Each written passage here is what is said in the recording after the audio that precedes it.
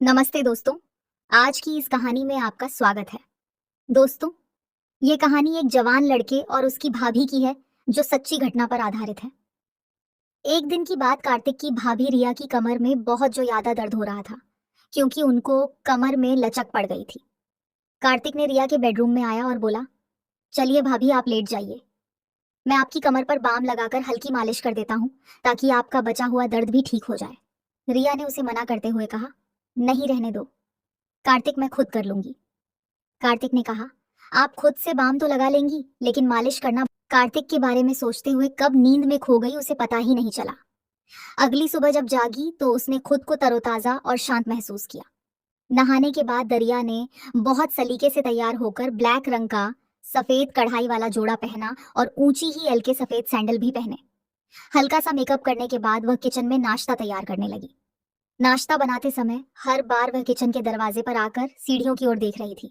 कार्तिक एक काम पर जाने का समय हो गया था। जैसे ही वह नाश्ता तैयार करके बाहर आई, कार्तिक सीढ़ियों से नीचे उतर रहा था। आज तो बहुत ही बेहतर लग रही है भाभी जी, लगता है कल की मालिश का असर हुआ, कार्तिक ने मुस्कुराते हुए कहा।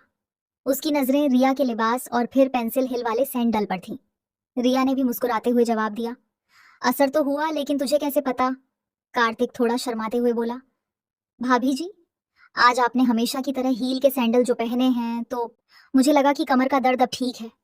रिया ने हंसते हुए कहा, बिल्कुल बिल्कुल सही पहचाना तूने। अब डाइनिंग टेबल पर बैठ, मैं नाश्ता लेकर आती हूँ। फिर दोनों साथ में नाश्ता करने लगे। इसी इसी बीच कार्तिक ने रिया से पूछा, भाभी जी, आप कभी साड़ी नहीं पहनती क्या? रिया ने जवाब दिया, पहनती हूँ, लेकिन बहुत कम साल में। एक आध बार अगर कोई खास मौका हो तो क्यों? सासा कार्तिक ने कहा, नहीं, बस इसलिए कि मैंने आपको कभी साड़ी में नहीं देखा। मेरा ख्याल है आप पर साड़ी बहुत ही खूब जमेगी। फिर कार्तिक जाते समय बोला, भाभी जी, रात का खाना मैं बाहर से ही ले आऊंगा, आप बनाना मत इस पर। रिया ने मुस्कुराते हुए कहा, ठीक है। तो कार्तिक ने फिर कहा, अगर किसी और चीज की जरूरत हो तो बता दीजिए, मैं आते समय लेता आऊंगा। इस पर रिया ने कहा कि उसे किसी और चीज की जरूरत नहीं है। और फिर कार्तिक के जाने के बाद वह छोटे मोटे कामों में लग गई। इसके बाद वह ऊपर जाकर कार्तिक के कमरे को भी ठीक करने लगी। इसी दौरान रिया को उसके बेड के नीचे कुछ कपड़ा पड़ा हुआ नजर आया, तो उसने नीचे झुककर उसे बाहर निकाला तो उसकी आंखें हैरानी के मारे फटी की फटी रह गईं। वह एक सफेद रंग का रेशम ही अधविस्त्र था जो शायद किसी लड़की की है। रिया ने उसे ध्यान से देखा और समझ गई कि किसी की व्यक्तिगत चीज हो सकती है जो गलती से यहां रह गई हो। उसने तुरंत ही कपड़े को एक तरफ रख दिया और कमरे की मादी सफाई करने लगा। इसी बीच उसे 3 दिन पहले की घटना याद आई। रोहन और रीना इसी कमरे में एक दूसरे के साथ थे। उसे लगा कि यह कपड़ा शायद रीना का ही होगा। रिया ने कपड़े को उठाकर देखा तो उस पर कुछ सफेद दाग नजर आए। उसे समझ ये देर नहीं लगी कि वह लोग कैसे हैं। इस दागों को देखकर वह किसी दूसरी दुनिया में खो गई। तभी अचानक बाहर मुख्य दरवाजे पर दस्तक हुई, तो उसने उस कपड़े को वापस बैठकर नीचे रखा और बाहर आकर दरवाजे की ओर देखा। उसने यह देखा कि पड़ोस में रहने वाली कोमल भाभी खड़ी थी। अरे भाभी, मैं अभी आती हूँ, रिया ने कहा और जल्दी से कार्तिक का कमरा बंद किया और नीचे आकर दरवाजा खोला। कोमल, जो पड़ोस में रहती थी, अपनी उम्र के 35वें दशक में थी और घर में ही ब्यूटी पार्लर चलाती थी। कोमल अक्सर दोपहर में रिया के घर आ जाती थी या उसे अपने घर बुला लेती थी और दोनों इधर उधर की बातें करती थी। उस समय उस दिन भी रिया और कोमल गली मल्ली की ढेरों बातें कर रही थी।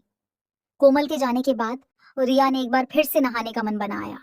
सुबह कार्तिक ने साड़ी का जिक्र किया था, इसलिए नहाकर उसने नीले रंग की प्रिंटेड साड़ी पहन ली और साथ में सिल्वर रंग का पेंसिल हील वाले खूबसूरत सैंडल भी पहने।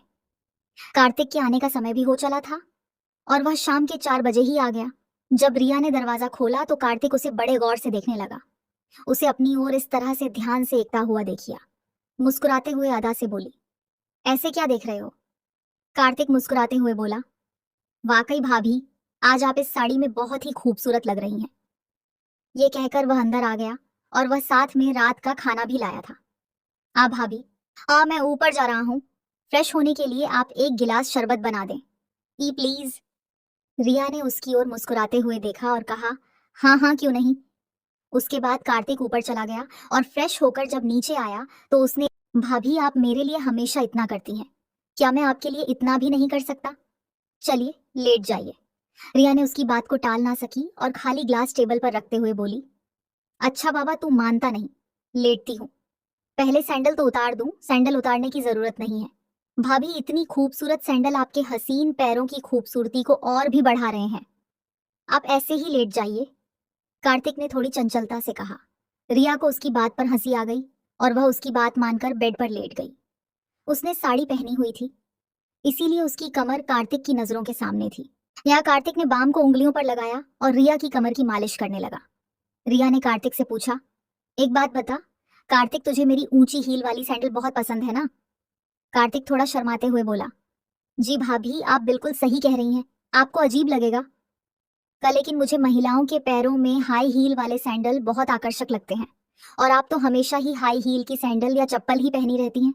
रिया मुस्कुराते हुए बोली, अरे इसमें शर्माने वाली क्या बात है, और मुझे कुछ अजीब नहीं लगता, मैं तो तेरी भावनाओं को समझती हूँ। कार्तिक के हाथों से हो रही मालिश से उसे बहुत आराम मिल रहा था। कार्तिक के हाथ धीरे धीरे नीचे की ओर और बढ़ने लगे।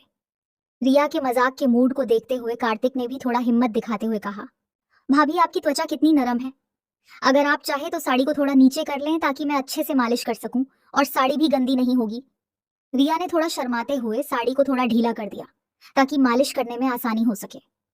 उसे पिछली रात की मालिश से बहुत सुकून मिला था, इसलिए उसने ज्यादा नानुक नहीं की। जैसे ही रिया ने साड़ी को ढीला किया, कार्तिक ने धीरे से साड़ी को नीचे की ओर कर दिया ताकि वह अच्छे से उसकी कमर की लिश कर सके। लेकिन उसी समय रिया को एहसास हुआ कि उसने जल्दबाजी में कोई गलती तो नहीं कर दी है और उस थोड़ी असहजता महसूस हुई। उसने तुरंत स्थिति को संभाले हुए साड़ी को सही किया और कार्तिक को रुख का असंकेत दिया।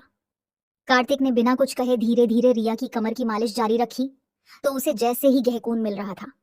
वह मालिश से मिलने वाले आराम का आनंद ले रही थी और उसे कोई आपत्ति नहीं हुई। कार्तिक ने मालिश को जारी रखते हुए धीरे धीरे अपने हाथों को मरा नीचे की ओर बढ़ाया। रिया को मालिश से राहत मिल रही थी, लेकिन उसे महसूस हुआ कि कार्तिक ने थोड़ी और हिम्मत कर ली है।